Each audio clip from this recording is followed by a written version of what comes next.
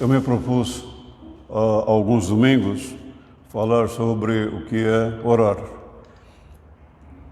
No domingo retrasado, eu falei a respeito de quando os discípulos pedem a Jesus, ensina-nos a orar. Hoje eu quero falar com os irmãos a respeito de uma passagem do Antigo Testamento. Eu convido os irmãos a acompanharem a palavra de Deus no livro de Êxodo, capítulo 32. Vamos ler os versos de número 11 a 14. Êxodo 32, os versos 11 a 14.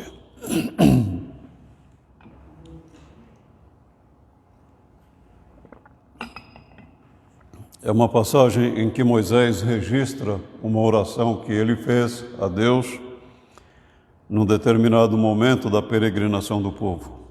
Então nós lemos assim, Êxodo 32, 11 a 14. Moisés, porém, suplicou ao Senhor, o seu Deus, clamando: Ó Senhor, por que se acenderia a tua ira contra o teu povo, que tiraste do Egito com um grande poder e forte mão? Porque diriam os egípcios: foi com intenção maligna que ele os libertou, para matá-los nos montes e bani-los da face da terra? Arrepende-te do fogo da tua ira, tem piedade, e não tragas este mal sobre o teu povo. Lembra-te dos teus servos Abraão, Isaque e Israel, aos quais juraste por ti mesmo: farei que os seus descendentes sejam numerosos como as estrelas do céu, e lhes darei toda esta terra que lhes prometi, que será a sua herança para sempre. E sucedeu que o Senhor arrependeu-se do mal que ameaçara trazer sobre o povo. Moisés, num determinado momento da sua súplica a Deus, ele pede a Deus: tem piedade. Os capítulos 19 até o capítulo 32 de Êxodo, Moisés está lá no Monte Sinai recebendo as instruções de Deus, especialmente relacionadas ao tabernáculo, que seria o lugar onde o povo, durante a peregrinação, se reuniria para adorar a Deus. Capítulo 20 é o mais conhecido, sem dúvida, porque é quando Deus dá os 10 mandamentos.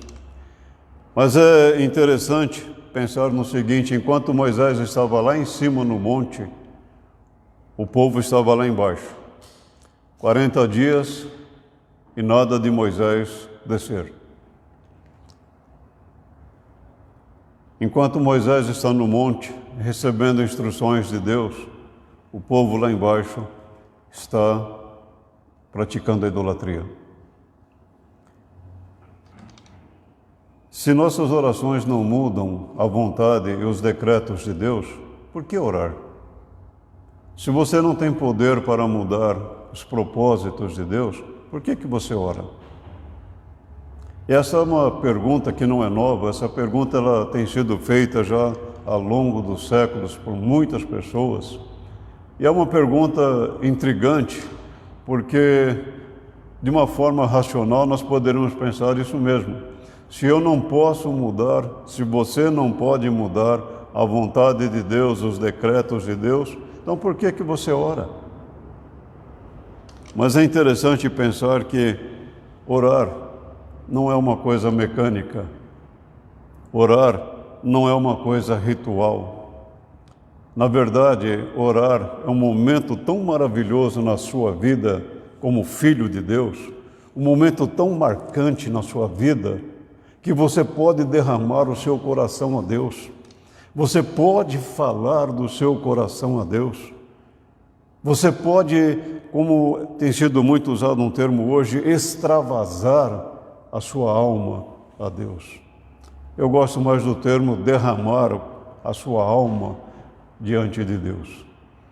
Mas é interessante que a oração, ou orar a Deus, é um momento que nós temos de comunhão com Deus, é um momento que nós falamos com o nosso Pai, com o nosso Criador, é um momento em que nós estamos numa comunhão mais íntima com Deus. mais próxima do Senhor nosso Deus. E orar nos ensina a conhecer um pouco dos pensamentos de Deus, dos caminhos de Deus para a nossa vida, em determinadas circunstâncias, momentos, situações. Você ora a Deus, você pede a Deus, e sendo da vontade dEle e para a glória dEle, Ele ouve a sua oração.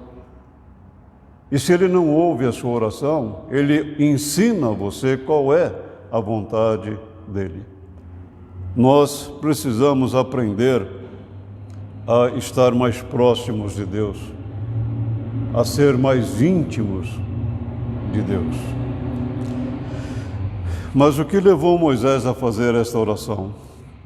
Disse aos irmãos há pouco, ele estava lá no Monte Sinai, recebendo as instruções de Deus para a construção do tabernáculo, os 10 mandamentos e outras instruções.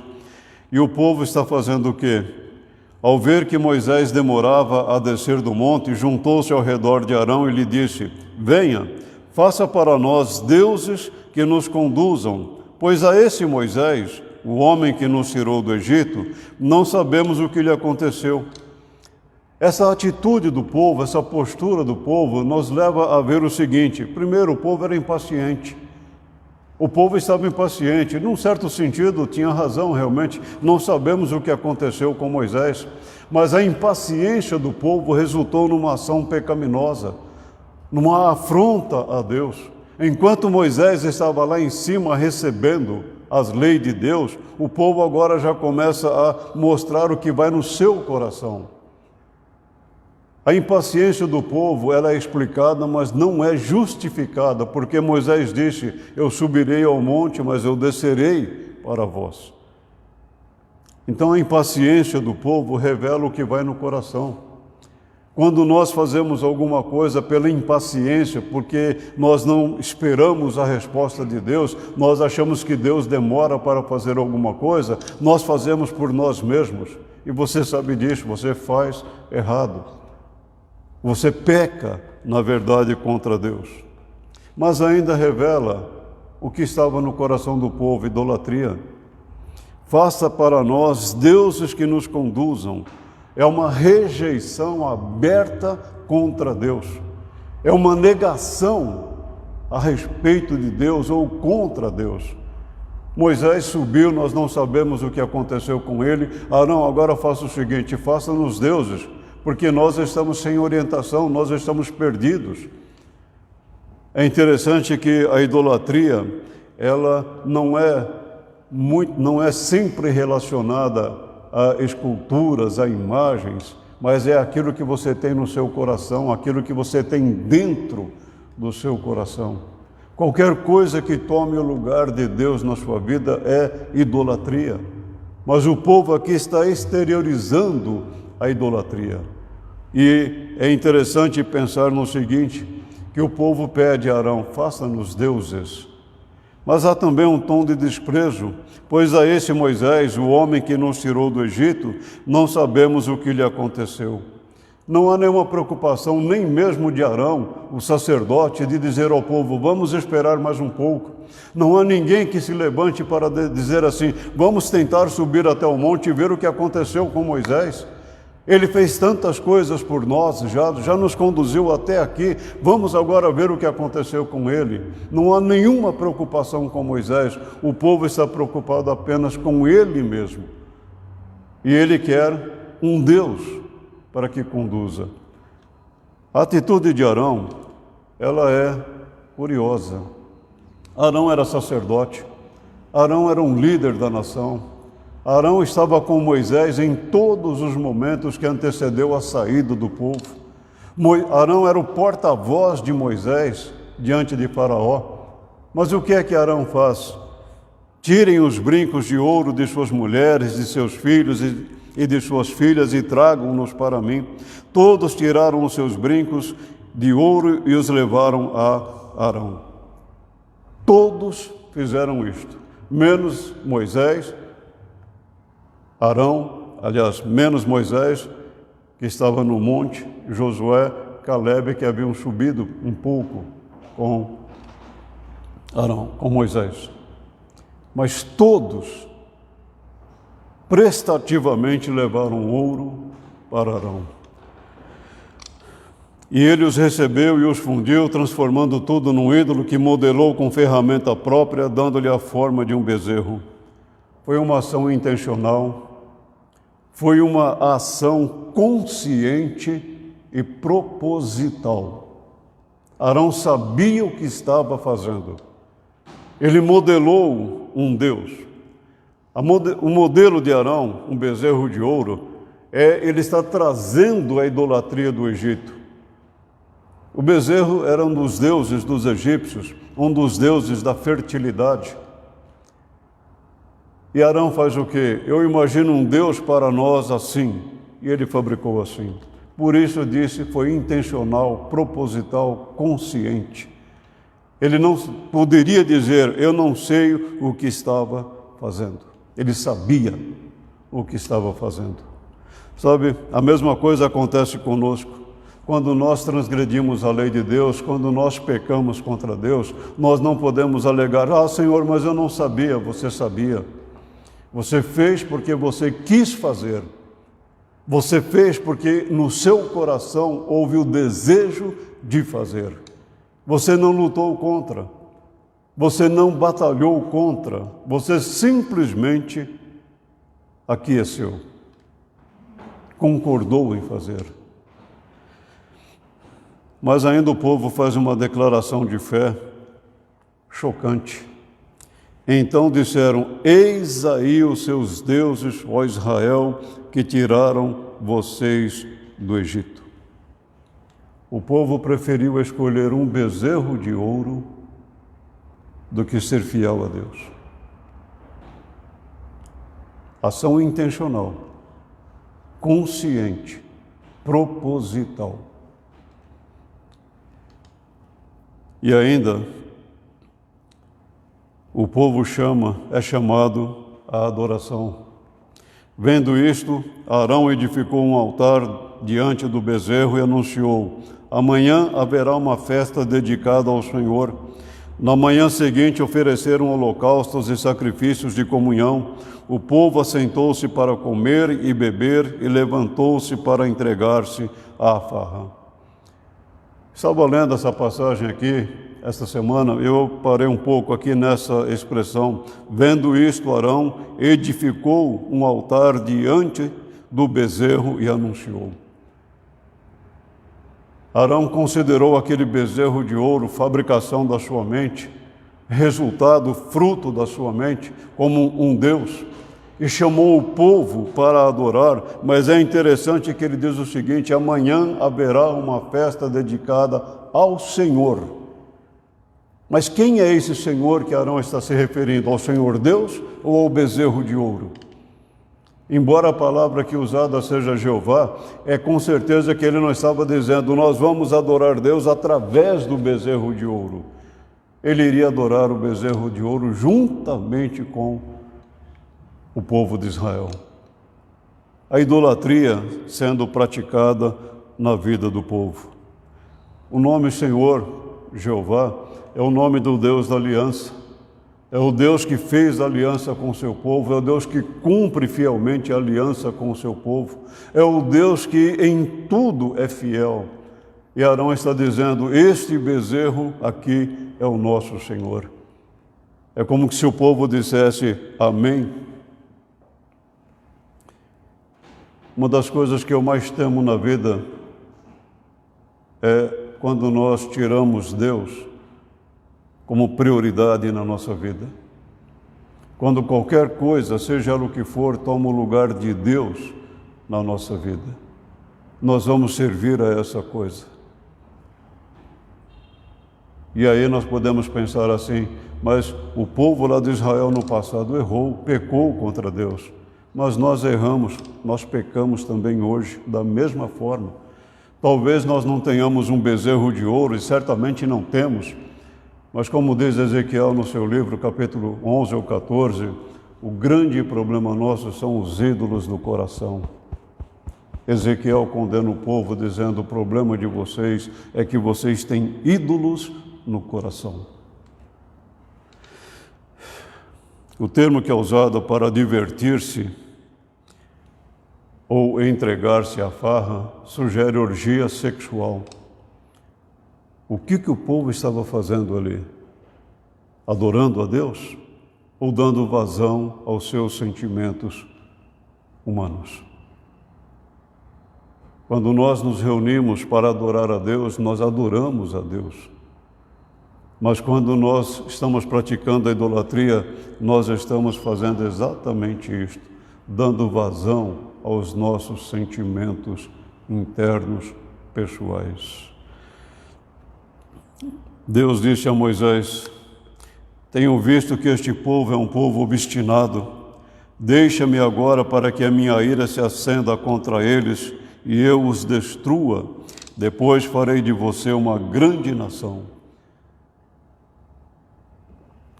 Atente para o que Deus está dizendo sobre o povo. Não é a opinião de Moisés, é a opinião do Criador.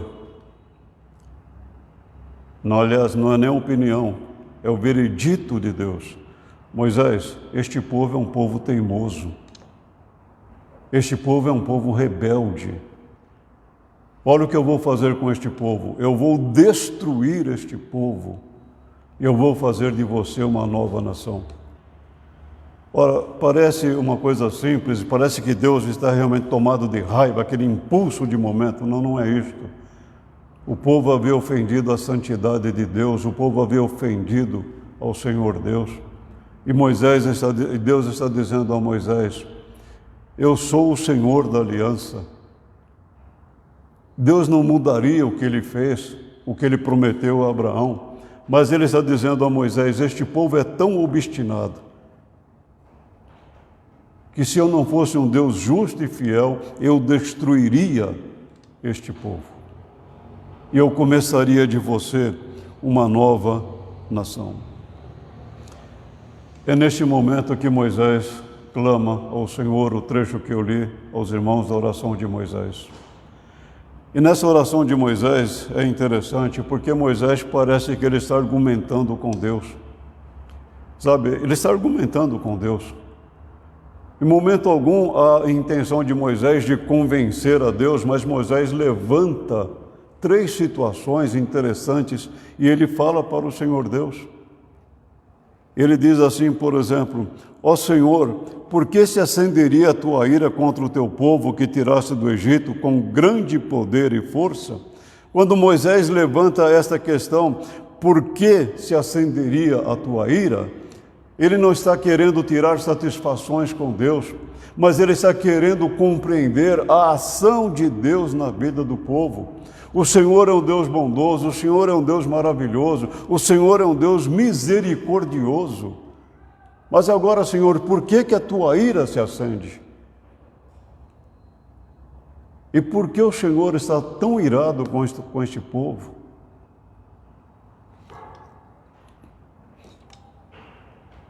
Moisés argumenta com Deus, mas não no mesmo pé de igualdade. Ele quer compreender os caminhos de Deus, não são os nossos caminhos.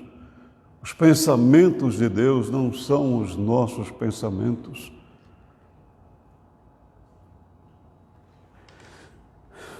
Moisés é como se ele estivesse dizendo assim mais ou menos a Deus: por que o Senhor tirou o povo do Egito então? Por quê? É interessante isto. Se este povo é tão rebelde, e ele é rebelde, se este povo é de uma natureza tão contumaz, e por que então o Senhor tirou do Egito? Deixasse esse povo lá na escravidão. Mas Moisés ainda levanta uma outra colocação interessante, porque diriam os egípcios: foi com intenção maligna que ele os libertou para atá-los nos montes e bani-los da face da terra. É como se Moisés estivesse informando a Deus o seguinte: olha, se o Senhor fizer isto com o povo, exterminar essa nação, olha o que os egípcios vão dizer. Deus tirou esse povo de lá para matar aqui no deserto. Aliás, mais à frente o povo vai falar isto. Mas Moisés, na sua oração, está dizendo: os egípcios vão falar que o Senhor não é poderoso, o Senhor não é Deus, porque o Senhor tirou este povo de lá, e na escravidão, pelo menos, este povo tinha o que comer, tinha onde habitar, e o Senhor o trouxe para esse deserto agora, e o Senhor vai matar este povo. Moisés não está informando a Deus, Deus conhece o coração, e Deus, na realidade, sabia de tudo e conhecia tudo o que estava acontecendo. Mas a colocação de Moisés é interessante para nós. Mas ainda Moisés usa um outro argumento. Lembra-te dos teus servos Abraão, Isaque e Israel, aos quais juraste por ti mesmo. Farei que os seus descendentes sejam numerosos como as estrelas do céu, e lhes darei toda esta terra que lhes prometi, que será a sua herança para sempre. Moisés é como se ele estivesse dizendo a Deus: o Senhor se esqueceu de uma promessa. O Senhor se lembra da promessa que o Senhor fez aos patriarcas? Agora o Senhor quer anular essa promessa e transferir essa promessa para mim, começar comigo uma nova nação. Se o Senhor quebrar a promessa, o Senhor não é Deus, o Senhor não é fiel. O Senhor esqueceu.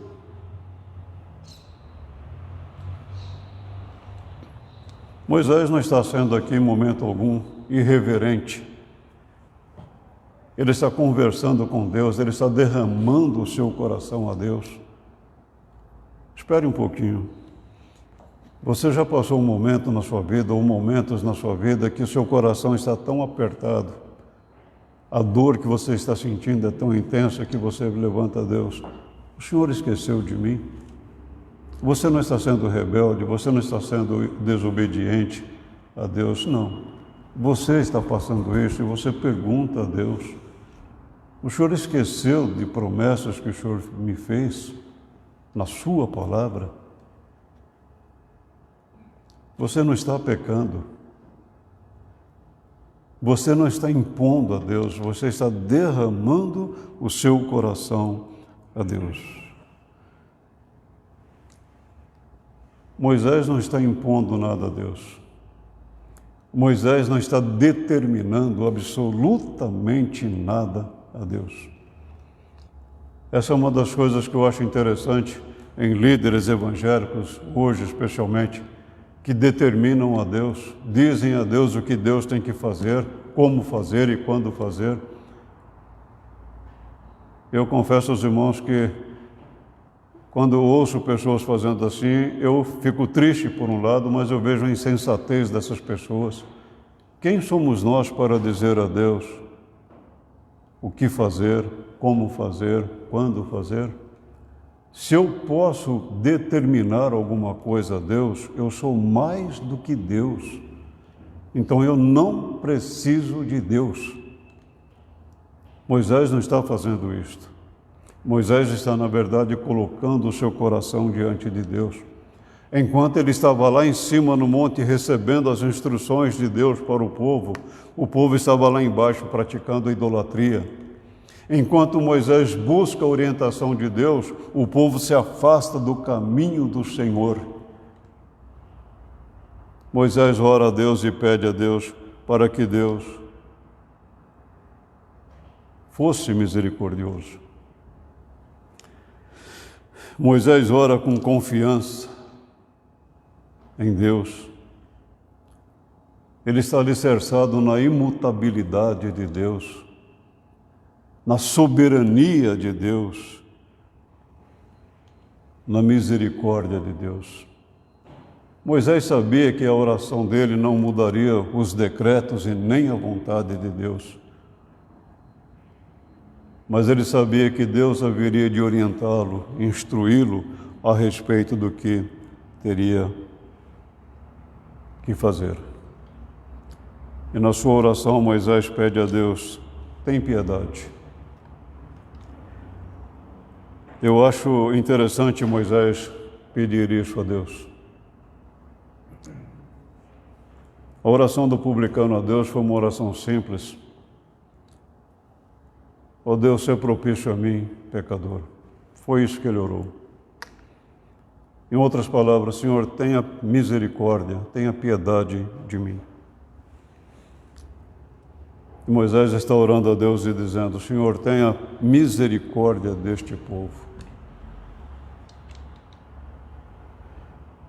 Moisés ora a Deus, mas ele está orando não a um bezerro de ouro que o povo disse: este é o Senhor que nos tirou do Egito. Moisés ora ao Senhor Jeová, ao Deus da aliança.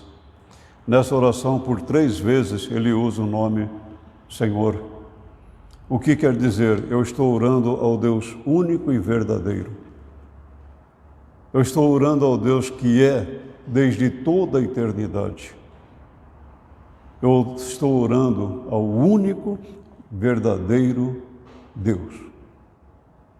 Então ele diz por 3 vezes Senhor, e ele ora a Deus: Senhor, tem misericórdia deste povo.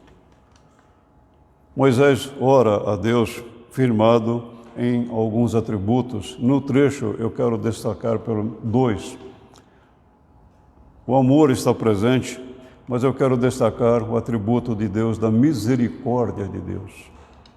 E eu quero pensar na misericórdia de Deus da seguinte maneira, inclusive: se Deus não fosse bondoso para com você, se Deus, desde toda a eternidade, não tivesse chamado você para a vida eterna, para onde você iria? Sabe, essa é uma coisa interessante para nós refletirmos e pensarmos. Se Deus não fosse maravilhosamente gracioso, bondoso, misericordioso para comigo, para onde eu iria? Para o inferno. Eu iria para uma eternidade sem Deus. Mas aprove a Deus, pela sua misericórdia, chamar a mim, chamar você, separar-nos desde toda a eternidade. Moisés está apegado à misericórdia de Deus. A misericórdia de Deus pode ser definida assim: a bondade ou o amor de Deus demonstrado para com os que se acham na miséria ou na desgraça, independentemente dos seus méritos. Moisés está orando ao Senhor Deus e dizendo: Senhor, este é um povo pecaminoso, este é um povo rebelde, é um povo teimoso. Mas, Senhor, olha para a tua misericórdia, tenha misericórdia deste povo, Senhor.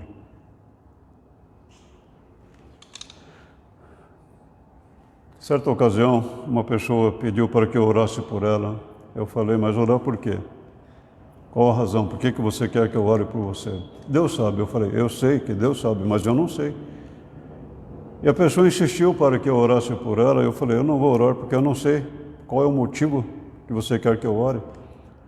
De repente você está pedindo a Deus alguma coisa que é contra a palavra de Deus. Eu não vou pedir para Deus fazer isto. De repente você precisa de um momento de confissão a Deus, e eu não vou pedir a Deus para que Ele derrame bênçãos na sua vida se você está em pecado. Às vezes a gente assume o compromisso: não, pode deixar que eu vou orar, mas você não sabe por quê, e você ora assim: Senhor, abençoa. De repente aquela pessoa não precisa de uma bênção de Deus, ela precisa de uma repreensão de Deus. Aquele momento ali o povo merecia uma repreensão de Deus. Moisés diz: este povo realmente é um povo teimoso, mas, Senhor, tenha misericórdia deste povo.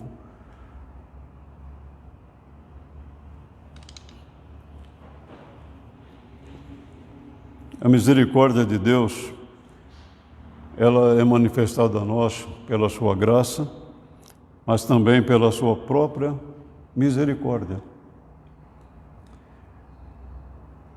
A graça de Deus, ela não se relaciona apenas à nossa salvação.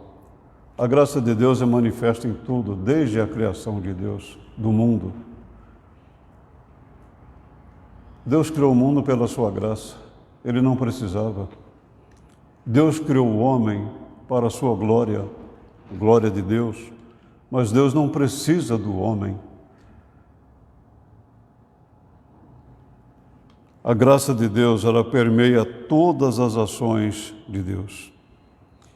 Mas a misericórdia de Deus também é uma expressão da justiça de Deus.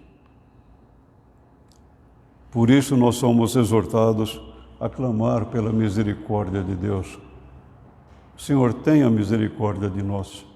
Nós somos um povo rebelde. Nós não cremos de fato na Tua palavra. Nós não cremos de fato no Senhor Deus. Nós temos, às vezes, constrangimento de dizer: Senhor, aumenta a minha fé. Eu não consigo crer. Permitam-me um momento da minha vida, já de muitos anos. Eu precisava tomar uma decisão e eu não sabia o que fazer. Não sabia mesmo. Mas era alguma coisa que diria respeito a toda a minha vida posteriormente, em relação ao meu chamado para o ministério. Eu me lembro bem que numa noite eu não conseguia dormir tranquilo. E eu disse a Deus: por que o Senhor me coloca nessa situação? Me quebra, mas não faz assim comigo. Porque eu não queria voltar a estudar para ser pastor. Era uma coisa taxativa para mim, eu não queria. Mas eu lembro que eu orei ao Senhor: Deus, por que o Senhor faz isso comigo? Me quebra, mas não me faz assim. E Deus me quebrou. Quebrou mesmo. E eu agradeço ao Senhor porque Ele me quebrou. Porque Ele demonstrou o quanto Ele me amava e me ama.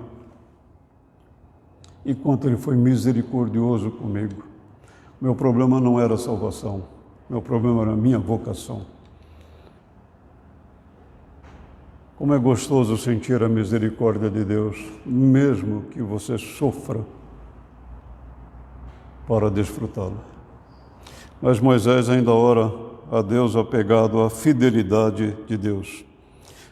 A fidelidade divina implica em que Ele é Deus verdadeiro e que todo o seu conhecimento e todas as suas palavras são ao mesmo tempo verdadeiras e o parâmetro definitivo da verdade. A fidelidade de Deus permeia todas as ações de Deus. Essa fidelidade de Deus é vista na imutabilidade de Deus. Deus não muda. Deus não muda em momento algum. Vamos só imaginar o seguinte: se Deus mudasse, você poderia confiar nele? Se Deus alterasse alguns dos seus decretos, você poderia confiar nele? Não. Porque ele seria mutável. Eu não sei o que ele pensa, eu não sei o que ele quer. A fidelidade de Deus leva-nos a descansar nele. Ele é o Senhor, o nosso Deus. Seus decretos são para toda a terra. Não é apenas para nós, homens, mulheres, crianças, não. É para toda a sua criação. Jamais podemos nos esquecer de um princípio quando oramos a Deus. Seja feita a tua vontade, assim na terra como no céu. Deus ouviu a oração de Moisés. E sucedeu que o Senhor se arrependeu-se do mal que ameaçara fazer contra o povo. Essa expressão arrependeu-se dá a impressão que Deus foi convencido por Moisés. E Deus, como se dissesse assim: está certo, Moisés, você está certo, eu estou errado. Então eu vou mudar aqui agora o curso da minha ação. Não é isso que Deus está fazendo. Arrepender-se é uma forma de nós compreendermos, numa linguagem humana, a mobilidade da ação de Deus. Deus sabe o que vai acontecer com você hoje. Você não sabe. Você tem planos, mas você não sabe. Deus sabe o que vai acontecer com você daqui a pouco, hoje, amanhã, até o final da sua vida. Deus sabe o que você vai decidir, o que você não vai decidir, mas você não sabe. E não é que Deus tem um plano B, Ele só tem um plano. e a vontade dele é perfeita. Quando Pedro prega um sermão em Atos, ele diz aos seus ouvintes assim: vocês mataram ao Senhor Jesus Cristo, mas na verdade vocês estavam fazendo o que Deus desde toda a eternidade havia decretado. Os homens foram responsáveis pela morte de Jesus e fizeram isto porque desejaram fazer. Agiram de acordo com os seus propósitos. Mas os propósitos deles estavam de acordo com os propósitos de Deus. Então, quando Moisés diz que o Senhor se arrependeu, é uma forma de dizer, humanamente, a ação, a mobilidade da ação de Deus. Moisés, eu vou continuar firme no meu propósito, eu não mudo os meus decretos. Samuel diz num dos seus livros, é impossível que Deus se arrependa, que Deus minta. Deus é fiel, Ele não pode alterar a sua oração, aliás, os seus decretos, a sua vontade. Deus conhece todas as coisas. Sabes quando me sento e quando me levanto, de longe percebes os meus pensamentos. Sabes muito bem quando trabalho e quando descanso. Todos os meus caminhos são bem conhecidos por ti. Antes mesmo que a palavra me chegue à língua, tu já a conheces inteiramente, Senhor. Salmo 139, os versos 2 a 4. Davi está dizendo ao Senhor do conhecimento de Deus. O Senhor me conhece por inteiro, completo. O Senhor sabe quando eu faço isso, quando eu faço aquilo, quando eu não faço. O Senhor sabe.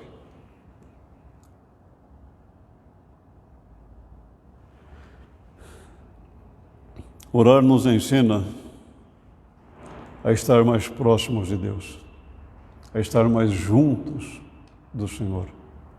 Orar nos ensina a derramar o nosso coração a Deus. Orar nos ensina a desfrutar das bênçãos que Deus nos concede no seu trono de graça.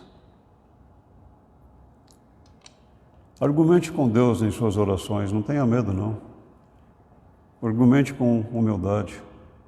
Senhor, tem acontecido isso na minha vida, eu não estou entendendo. Senhor, aconteceu isso na minha vida, eu não compreendo. É com você que está acontecendo. Você não está tirando satisfação com Deus, você quer compreender a vontade de Deus na sua vida. Quando você pergunta a Deus, mas Senhor, por que estas coisas acontecem? Você está querendo saber, você não sabe. Você não está compreendendo. E não é pecado você perguntar a Deus, argumentar com Deus. Não pense que você vai convencer a Deus. Quem somos nós para fazer isto? Mas Deus é tão bondoso, Deus é tão misericordioso, que Ele ouve a oração do seu povo. Moisés orou firmado em atributos de Deus. Apegue-se aos atributos de Deus. Firme-se nos atributos de Deus. Ore a Deus.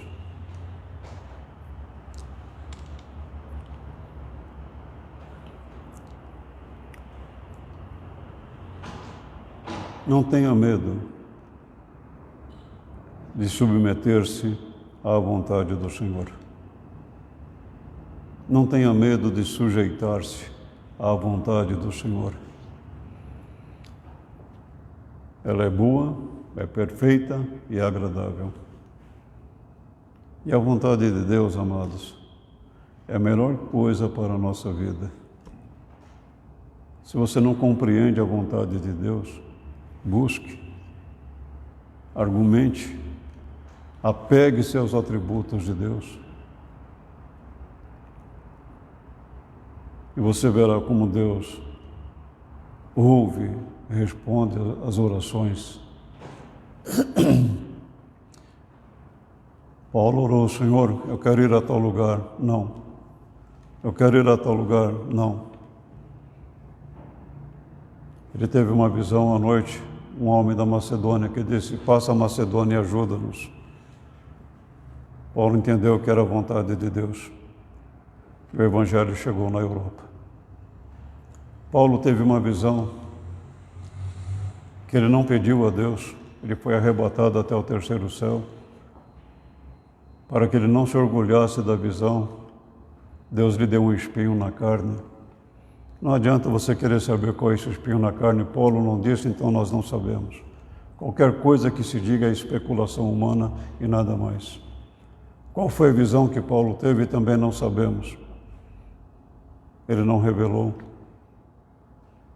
Mas uma coisa interessante, Paulo orou 3 vezes para que Deus removesse o espinho na carne. E Deus lhe disse: não, a minha graça te basta. Você não precisa orar 3 vezes, pode orar menos, pode orar mais. 3 vezes não é o padrão. Mas Paulo orou 3 vezes. Enquanto Deus não disser para você sim ou não, ore. Enquanto Deus não colocar a resposta dele no seu coração, ore. Não seja impaciente como o povo. Foi lá no Monte Sinai. Mas seja fiel a Deus. E você pode ter certeza disto. Deus jamais deixa de responder uma oração sua. Quando Ele diz não, é uma resposta.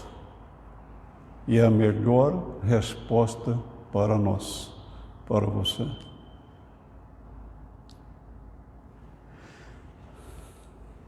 Argumente com Deus,